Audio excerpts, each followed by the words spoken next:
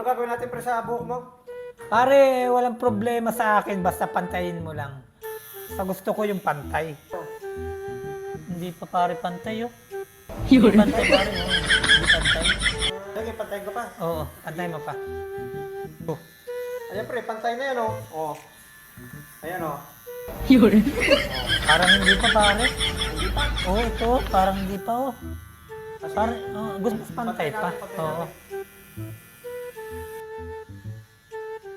Ayan pre. Pantay na yan. Ayan oh, tingnan mo. Ayan oh. Hirap mo naman kausap pare. Sinabi ko naman sa'yo, pantayin mo eh. Hindi pa pantay yan pare oh. Pantayin mo, hindi pa pantay yan. Hindi mo pantayan? Hindi pa pantay. Hirap mong kausap pare.